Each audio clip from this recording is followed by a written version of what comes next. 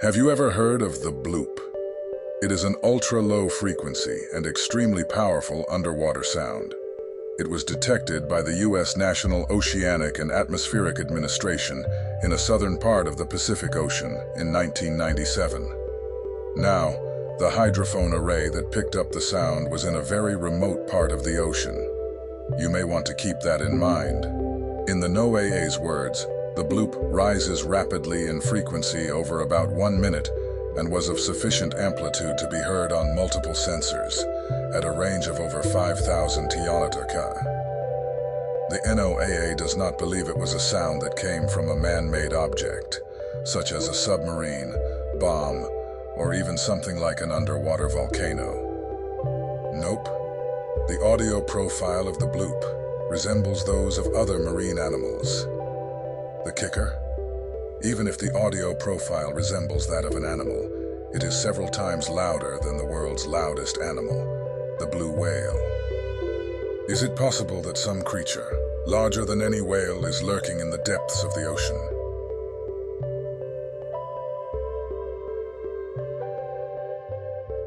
Dr. Jackson stood on the deck of the research vessel, his weathered face reflecting a lifetime of dedication to the mysteries of the ocean.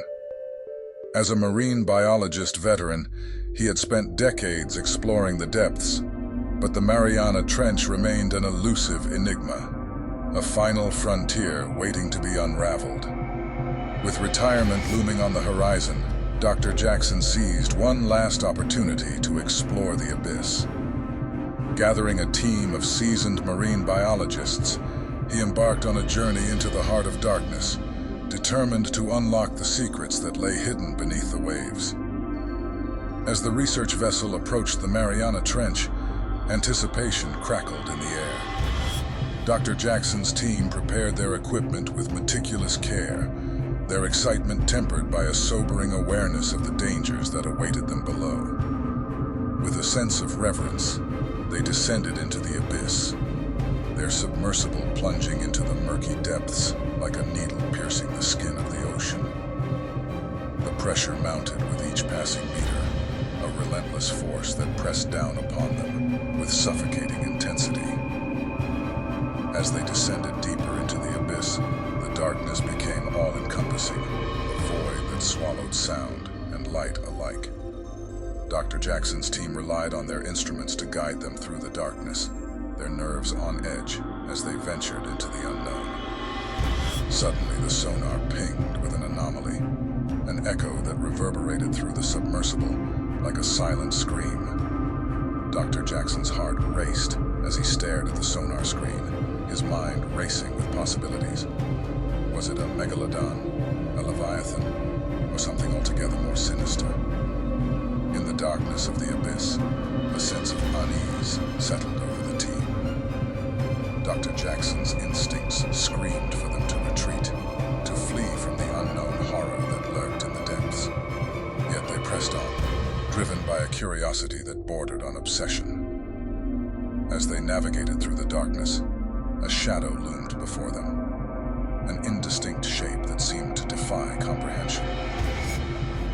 Dr. Jackson's pulse quickened as he beheld the creature, its form obscured by the murky depths.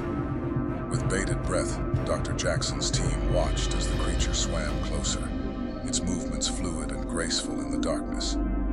It hovered before them, a silent sentinel of the abyss, its presence both mesmerizing and terrifying. Dr. Jackson strained his eyes, trying to discern the creature's features in the dim light. Was it a megalodon, a leviathan, or something else entirely? The answer eluded him, lost in the depths of the abyss. As the creature lingered before them, a sense of dread settled over Dr. Jackson's team. The abyss seemed to pulse with a malevolent energy, as if the very fabric of reality had been warped by the creature's presence. With a sinking feeling in his chest, Dr. Jackson realized that they were no match for the unknown horror that lurked in the depths. They were but intruders in a realm that belonged to something far older and more ancient than they could ever imagine.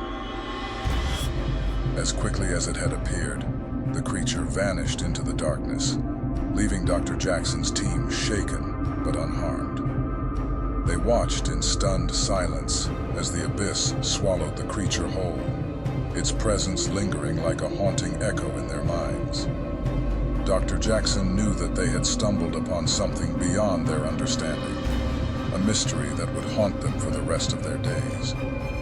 As they ascended from the depths, he couldn't shake the feeling that they had brushed against the very edge of something unimaginable, an enigma that would forever remain shrouded in the darkness of the Mariana Trench.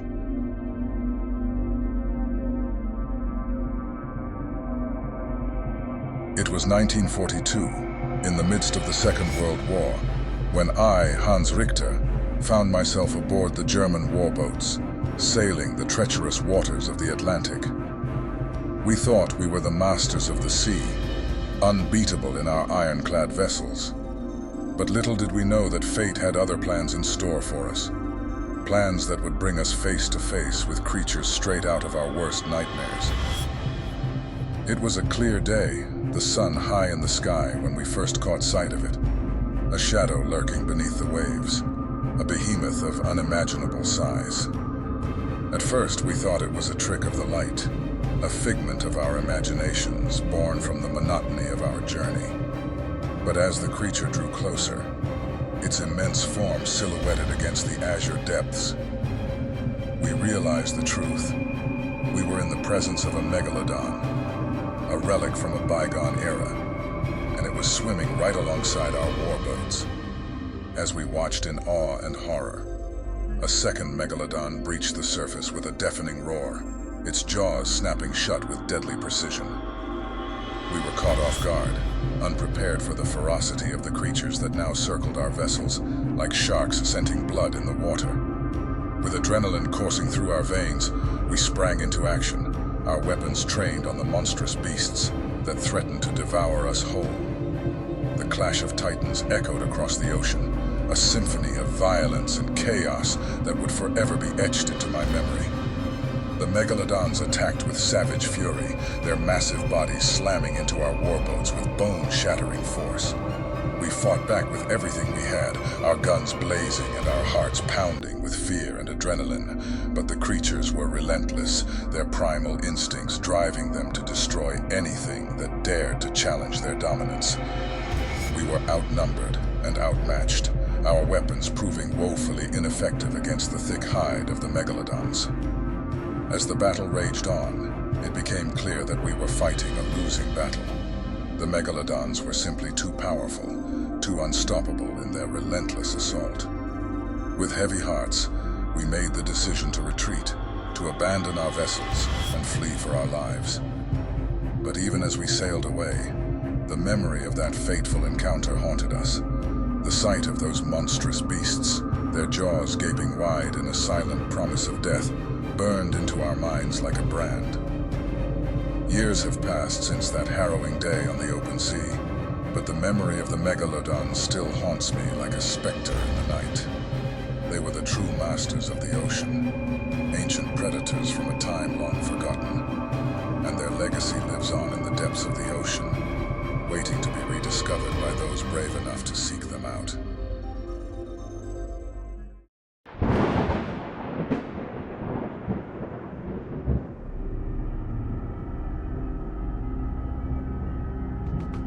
My name is Ethan Reynolds, and I've always been captivated by the tales of sea monsters. From the ancient myths of leviathans to modern-day accounts of elusive creatures lurking in the depths, I've harbored a fervent belief that these beings still roam the ocean's abyssal depths. Fueled by this obsession, I made a decision that would change my life forever. I invested nearly all of my savings into assembling a team of experienced marine biologists and constructing an elaborate apparatus, a massive chain and cage designed to delve into the darkest depths of the ocean. With my team assembled and our equipment ready, we set out on our expedition to uncover the truth hidden beneath the waves. The atmosphere aboard our vessel crackled with excitement and anticipation as we ventured further and further from shore, leaving the safety of the coastline behind. As we journeyed into the heart of the ocean, the The sky above darkened with storm clouds, casting an eerie pall over the sea. The air hummed with tension, a foreboding omen of the trials that awaited us in the depths below. Undeterred by the impending storm, we began our descent into the abyss. Miles of chain trailed behind us, stretching out like a lifeline into the dark unknown. And to lure out whatever lurked in the depths, we made a decision that some might consider madness. We trenched the water in miles and miles of blood, hoping to awaken the primal instincts of any creatures that dwelled below. As the blood mingled with the ocean's depths, the atmosphere grew heavier, suffused with a sense of primal dread. The storm clouds overhead seemed to mirror the darkness that lurked within the depths, casting a shadow over our expedition. Suddenly, our instruments began to register an anomaly, a blip on the radar that sent a shiver down my spine. Something massive had been ensnared by our cage, something that defied comprehension. As we peered into the abyss, our hearts raced with anticipation and fear. What lurked below, concealed by the darkness and the storm? The tension aboard the vessel was palpable as we awaited the revelation of the creature that had been drawn to our bait. With a sense of trepidation, we watched as the creature circled our cage, its movements fluid and graceful, yet undeniably menacing. The water churned around us, a swirling vortex of chaos as the creature's presence sent shockwaves through the ocean's depths. As the creature continued to circle, its form obscured by the murky depths, a sense of unease settled over us. It was clear that we had stumbled upon something beyond our wildest imaginings, something that defied all logical explanation. With each passing moment, the tension aboard the vessel grew more palpable. The creature's presence loomed over us like a specter of the deep, its intentions inscrutable as it circled our cage with predatory precision. Finally, I made a decision born of fear and desperation. We could not risk provoking the creature further, could not risk unleashing its full fury upon us. With trembling hands, I gave the order to release the chain, to free the creature from its captivity and spare us from its wrath. As the chain was released, the creature vanished into the depths, leaving us to grapple with the aftermath of our encounter. The storm raged on above us, the rain pounding against the deck like a relentless drumbeat. As I stood on the deck, gazing out into the abyss, I couldn't shake the feeling that we had trespassed into a realm that was not meant for us. The ocean, vast and unfathomable, held secrets beyond our comprehension, secrets that would forever haunt my dreams and drive me to the brink of madness.